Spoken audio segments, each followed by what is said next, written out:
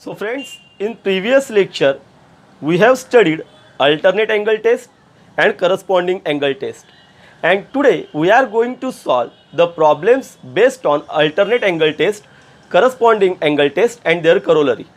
Okay, so let's solve problems from practice set 2.3. So let's start solving the problems from practice set 2.2, which is given on page number 21. Look at the figure. In figure we have given that y is 108 degree, okay, and x is 71 degree. Are the lines m and n are parallel and justify? Okay, means we have to use the theorems we have seen earlier, that alternate angle test, corresponding angle test or interior angle test. Let's check using this test whether the given lines are parallel or not. Now see, we have given that x is equal to 71 degree and y is equal to 108. Okay, this is our given information. Okay, now looking at the figure, we can easily observe that the given angles are interior angles, and if the interior angles are supplementary, then the lines are parallel. Okay, now let's check their addition. Supplementary means their addition should be 180. Okay, so let's add these angles. 71 plus 108, here we get the addition is 179. It means that x plus y, this addition is not equal to 180, means therefore the given angles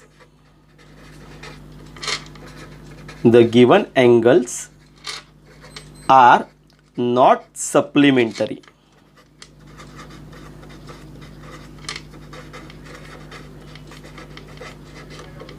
Means by alternate, therefore by interior angle test,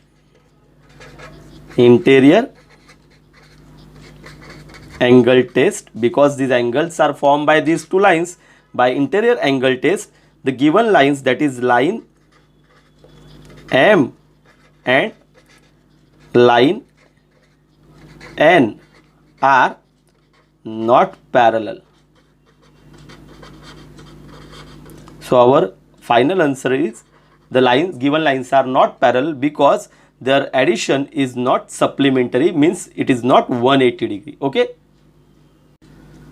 Now let's next problem is problem number 4. In given figure, ray BA is parallel to ray DA, then angle C is 50, okay, and angle D is 100, and we have to make a construction that line CF parallel to line AB. It is given in the book that we have to make a construction. Okay, so I am writing that construction here. Draw a line passing through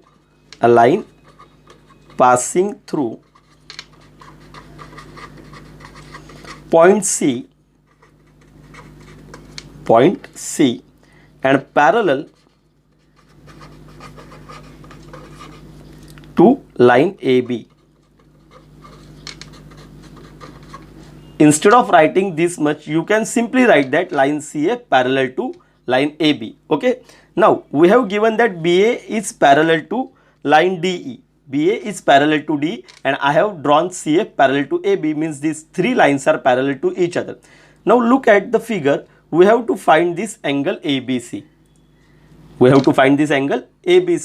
Now if we look at this figure, angle ABC and angle BCF are alternate angles. ABC and BCF. So to find ABC, I have to find BCF. But out of this BCF, I have given BCD. Now it means that I have to just find angle DCF. I have to just find angle major angle DCF. Okay, but this angle DCF is also have some relation with angle EDC.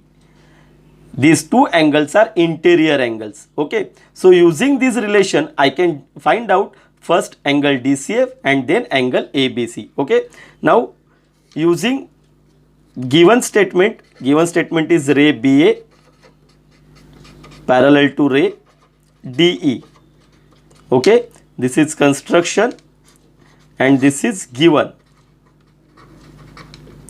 Using this both statement, we can write here that ray BA is parallel to ray DE and is parallel to line CF. Okay, and by out of which I will take ray DE parallel to line CF. Okay, ray DE parallel to line CF, and DC is transversal. Okay, therefore we can write here angle EDC plus angle DCF. Angle DCF is equal to 180 because these are interior angles. These are interior angles. Okay, substitute the value of EDC, that is 100. So here we get DCF. Angle DCF is equal to 180 minus 100. I will just write answer as 80 degree. Okay, this is not our final answer.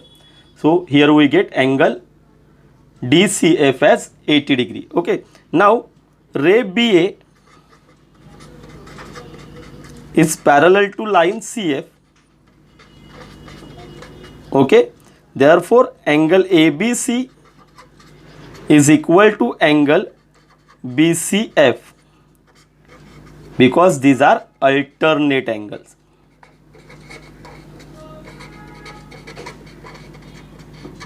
Okay, but angle BCF is union of two angles, that is BCD plus DCF, is sum of angle BCD plus angle DCF.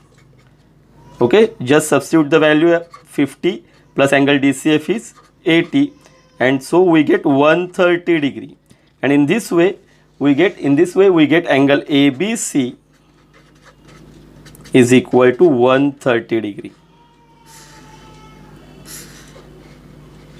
So in this way we get our angle ABC as 130 degree. Now let's select one tough problem from page number 22, problem number 6. A transversal EF of line AB and line CD intersect the lines at point P and Q respectively. Ray PR, now look at here, ray PR and ray QS are parallel to each other and bisectors of both angles, okay, respective angles. Now we have to prove that line AB is parallel to line CD. So we have to prove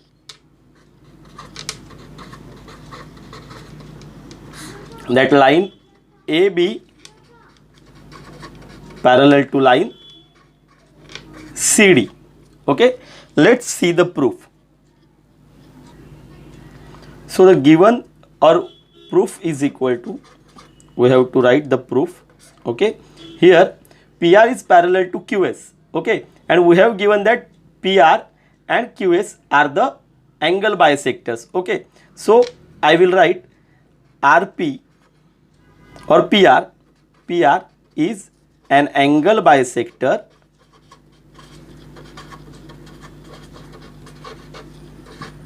of angle BPQ. Okay, therefore we can write here angle RPQ is half of angle BPQ. Okay, let it be first statement. Then similarly we have given that QS is an angle bisector of angle PQC. So I can write here, therefore angle SQ or PQS, angle PQS is half of angle PQC.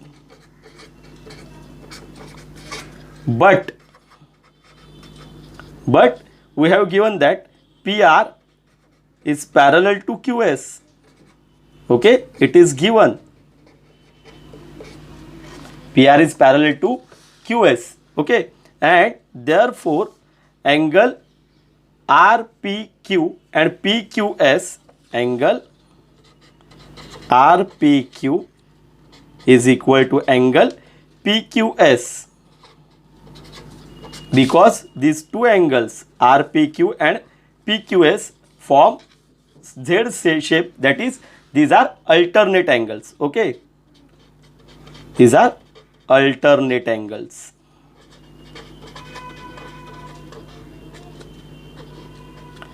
Okay, so multiplying by both sides by 1.5,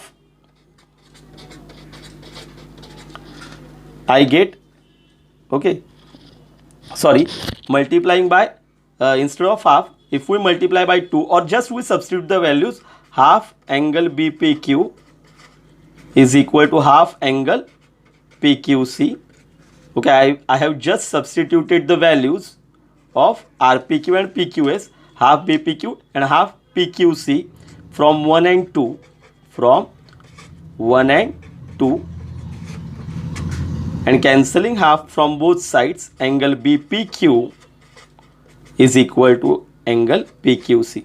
Just neglect here, instead of multiplying by half, I have just substituted the value here, half and half get cancelled, and so we get BPQ. Now look at here, angle BPQ and angle PQC. If I am saying that these two angles are angle BPQ and angle PQC, these two angles are congruent.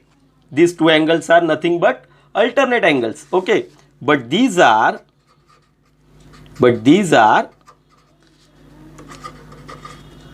alternate angles.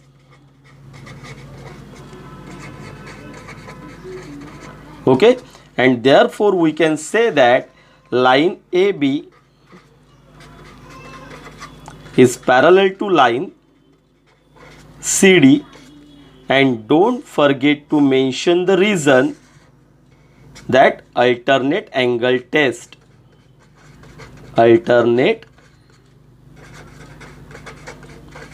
angle test. If you like the lecture, don't forget to share the lecture and don't forget to subscribe my channel and hit the bell icon so that you get the further notification related to lectures.